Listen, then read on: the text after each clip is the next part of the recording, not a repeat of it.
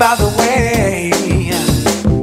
Because I'm happy. Clap along if you feel. Eu comecei porque eu tinha muitas dores no corpo. Clap along if you feel like happiness is. Aqui fazia bola.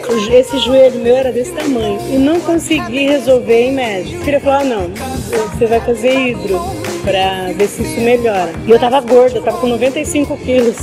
Aí comecei a fazer. Olha, onde que eu ia parar se eu não tivesse vindo aqui? Não é? A tendência era cada vez aumentar mais. Eu sei que de tanto fazer exercício, as dores foram desaparecendo. Porque emagreci 12 quilos e eu tô me sentindo bem. Eu não aguentava subir morro. Hoje eu subo, sabe? Eu tô me sentindo ótima. Não sinto mais nada. Você não acredita como era meu joelho. Meu joelho era desse tamanho, eu não aguentava andar. A idade não tem nada que ver, porque as pessoas que frequentam aqui é acima de 45, não é? Então tem de 70, aí uma senhora. Quer dizer, a idade não tem nada a ver. É melhor ainda.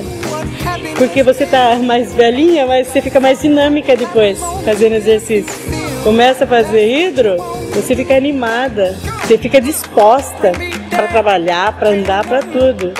Aqui não, eles dão uma atenção para você tão boa, você sente como se estivesse em casa. Faz com que você fique no lugar, né?